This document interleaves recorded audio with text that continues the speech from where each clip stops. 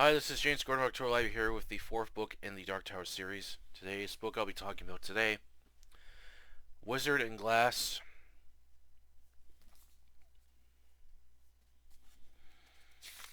This is from Stegmet, and this was published in October 2003. It was originally published in 1997.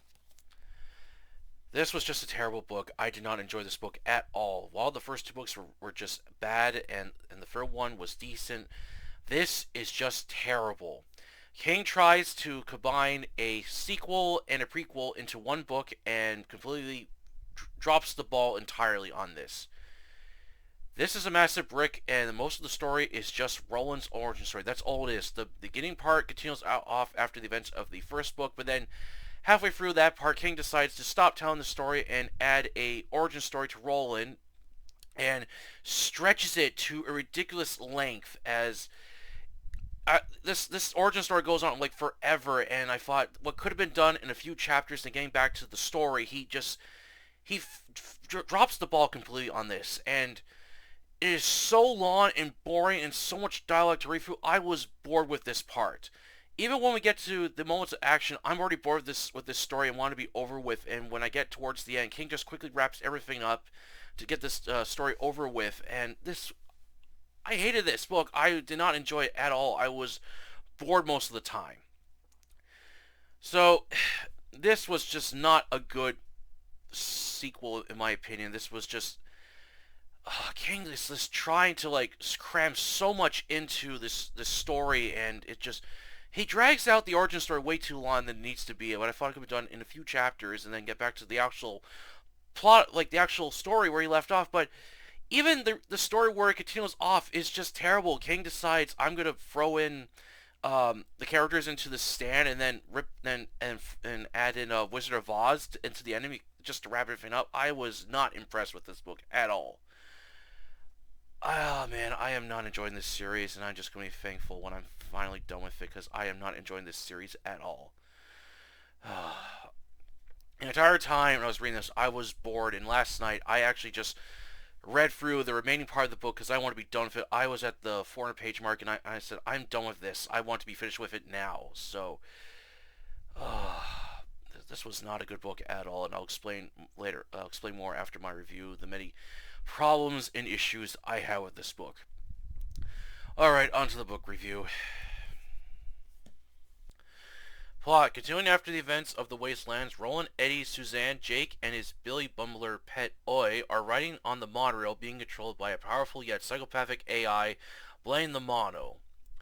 Blaine plans to derail and kill his passengers unless they give him riddles to solve. As the group tries a series of riddles, both easy then hard, however Blaine easily solves most of them while mocking them, stating they are too easy for him. The monorail is getting close to derailing at Topola, with the gang running out of riddles to give Blaine to solve. Eddie figures out how to defeat it. He begins asking Blaine a series of childish jokes and dumb questions, which causes Blaine to short-circuit itself, unable to stand Eddie's questions. Climbing out of the monorail, the group discovers they're in Kansas. All of them notice how dead quiet it is and don't see any signs of life. Upon exploring the town, they find dead bodies lying in the street. Jake asks if anyone's got a quarter and gets a newspaper out of the newspaper bin. Susan gives him a coin. Jake takes out a newspaper and reads the headline story of a deadly flu that has killed off most of the human population. After finding supplies, ammo, and food, the group travels through the Kansas Turnpike. While camping, Roland tells the group the origins of his past, stating he was 14 years old. He catches his mother having an affair with counselor and wizard Marvin Broadcloak. Roland fights him. His father, however, stops him and reveals he already knew about the affair going on. He sends Roland along with his two friends, Alan Johns and Hubert Allgood, to the town of Hanbury to spy on John Ferrison, who is rumored to be planning to invade Gillian, the hometown of Roland. Meanwhile, a young and beautiful woman, Susan Delgado, is being forced to do errands for a cruel and evil witch, Rennie, who lives outside of Hanbury and has a six-legged cat. Roland, Alan, and Hubert meet the mayor, Foran, and Chancellor Rimmer. At Foran's house, the group meets several guests, including Susan, who Roland takes a real liking to her. Meanwhile, at the bar, Roland's group runs into the Coffin Hunters. Earl Jones, the leader, Clay Reynolds, and Roy Tapape. They nearly get into a shootout, but Roland is able to outgun them, forcing them to let Alan and Q*bert go. However, Roland knows they'll run into the Coffin Hunters again as they have to deal with them, as they won't get so lucky next time. Roland and the others uncover what Fairson is plotting, using oil takers to fuel his war machines, and is plotting to invade Gileon with the aid of foreign Chancellor Rimmer along with the Coffin Hunters. Meanwhile, Rennie is given a wizard's glass from one of the Coffin Hunters, a powerful crystal ball that allows the user to see into the future of anyone. Rennie has become obsessed with it, spending hours using the powerful crystal ball, starving herself and her six-legged cat. Rennie then discovers an affair Susan is having with Roland, as the two have been secretly having sex. Rennie attempts to use the crystal ball by making Susan cut her own hair, but Roland is able to snap her out and realizes who's doing this, warning Roland the danger ahead of them. Meanwhile, John orders the Coffin Hunters to begin their plan by killing the mayor, the chancellor, along with kidnapping Susan during a party by framing Roland, Alan, and Q*bert as the culprits. After the murders have been committed, the sheriff has Roland and his group arrested and plans to have old men hanged for their crimes. Despite everything being thrown against them, Roland and his group manages to escape with the aid of Susan and to go after John to stop his war machines and his soldiers from invading Gileon by leading his men into Eyeball Canyon. Also steal the wizard's glass, where Roland learns of the Dark Tower and begins his obsession with the tower, leading to a final showdown with a deadly trap set. And what else will Roland see when he uses the wizard's glass? Wizard and Glass was a terrible novel. King tries to combine a sequel and a prequel into one novel, and it doesn't work. What could have been a few chapters, King just stretches Roland's backstory way too long. Hardly anything happens during this moment, as there were a lot of dialogue to read through. Characters just mostly talking to each other, along with scenes that just dragged on forever. And having to read the many sex scenes of Roland and Susan was becoming very boring, to the point where I wanted something else to happen already. I also hated the term lovemaking, which was used throughout these sex scenes. While the beginning continues off after the events of the Wastelands, but King suddenly stops the story and decides now it would be a good time to explain Roland's backstory, and this part just takes up a huge chunk of the novel. Rather than continue on with the story, after reaching the 500-page mark and returning to the main cast of characters, I was so bored with this novel I just wanted the story to be over with already. My second disappointment with Wizard and Glass was King having the characters entering into the stand as they face off against Roland Flagg, while the Man in Black makes a small appearance during the backstory. I seriously felt none of these villains play out in a major role, as the whole novel doesn't feel like it was fully developed, and towards the end, King just froze in The Wizard of Oz, as he had no ideas of where to go next and just easily froze in something else that isn't his just for the sake to finish this novel. King drops the ball completely here. What could have been a great sequel instead just word vomits a massive brick of boredom. While detail could be good and poor in some parts, along with the characters being either decent or just plain boring, I strongly felt this should have been more of a sequel and save the prequel idea for another novel than trying to combine two novels into one. Overall, I don't recommend Wizard and Glass. This is one of the most boring novels I read in this series and doesn't offer anything worth reading for, nor does it bring anything new to the table. You could read a better fantasy series than this. And that's the review today. This is just a short and simple one because there's nothing else to talk about this book. I was just bored out of my mind with it. The beginning part, as I said, gets off to a good start, but then King decides to basically stop telling the story, and I'm going to add this ridiculous, long-ass prequel story because I don't know where else to go with it. And this scene, I absolutely hated this whole backstory. What has this got to do with the plot of the book? Nothing. Absolutely nothing. It's just this thing just to give the book something to go on, because King doesn't know where else to take this series after the characters get off that monorail. The whole origin story was just boring. I felt this would have been better if this was a completely different book entirely. Like, he does a book where it has a bunch of stories that are like the origins of Roland the Gunslinger, what led him to being what he became. That would have been a better idea, but King tries to do two things in one, which doesn't work. I know that Godfather Part 2 is a sequel, but it also is a prequel at the same time. That works because it's a movie. This does not work. He basically tries to do two books into one, which doesn't work, and the whole origin story could have been like a few chapters, in my opinion. It could have been a few chapters.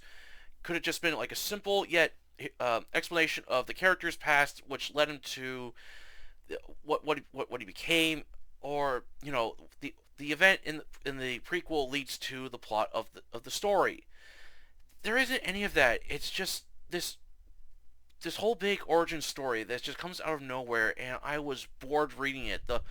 All these characters we follow, the excessive dialogue I have to read through. I was just bored. I didn't like anyone. I thought, okay, the Wizard's Glass. I thought, okay, that would have been better if that was just the actual, plot of the story, where a powerful magic object that Roland can use for the quest to find the Dark Tower. That would have been better if that was in the actual plot of the book instead of this origin story, which that crystal ball does not make an appearance in this later on in the book. So I thought, what was the whole point of this origin story? Like, what was the point of this? Just to give the story something to go on, because you don't know where else to go with this story at this point. Lots of character dialogue I have to read through, which I said is boring. The characters were either decent or I just didn't care about. And the sex scenes in the book were absolutely bad, because Susan basically seduces Roland very easily and basically uses him as a sex object for the entire of the novel, and just basically, like, pretty much nearly fucks him to death, essentially. That's what she does. And just reading the numerous sex scenes, and King doesn't use that word. He uses lovemaking constantly, and I was cringing every time I had to read that word. I hate that term. You can't say sex. You can't seriously just say a three-letter word or just describe it. Instead, you have to type in lovemaking every single fucking time. Oh, I hated it. And then when we do get some ultimate action, it's like it's been so long to get to this point. I'm just bored. I don't care. I just want the story to be over and done with. And then when we finally are done with the origin story, the characters have been awake the entire time listening to Roland talking the story. I thought it would actually be humorous if they were asleep. That would have been at least amusing if they were falling asleep because of how boring this origin story is. And then, how does King wrap up this book? How does he wrap it up? He throws in the Wizard of Oz. Basically, he just takes something that isn't his and throws it into his own story. You're essentially just taking someone else's work and then using it just to finish your story. This is pathetic. And, I'm going to have them in another novel of mine to wrap things up.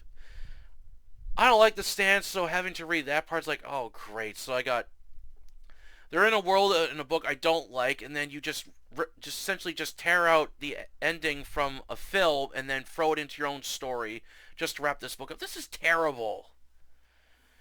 This was just a boring book. This could have been so much better, and I was told from numerous fans before reading this book this was their favorite. I did not enjoy this book at all, and I'm not liking this series. I'm just going to be glad when I'm done with it, because I am not going to read with the other books after I'm done with the next two books I got. That's it. I'm done. I'm not going back to the series. This is one of King's worst series. Like,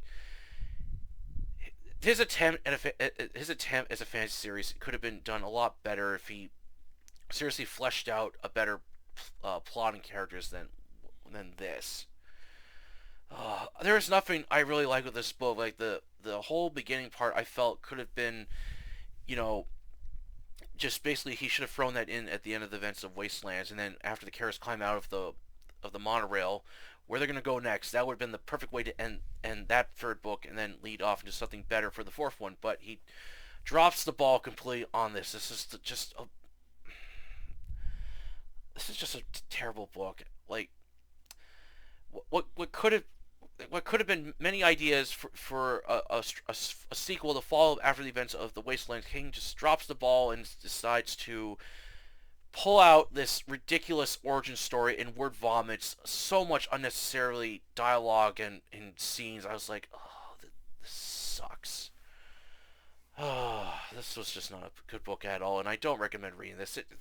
This whole series is just boring. I think most people wouldn't even like it. Alright, that's it for the review today. I hope you enjoyed it. And for the fifth book, Wolves of Kala. This is also a massive brick, and I'm just going to read through 100 pages twice a day just to get this book done and over with, and then then the final book will actually be the updated version of the first book, because I want to see if that updated version is better or even worse than the first one. So that's what I have planned next. If you like this video, please like it, share it, and please don't subscribe to October Library, the YouTube channel, and the Facebook group with the same name. Please support and review of fiction. Until then, I'll catch you later.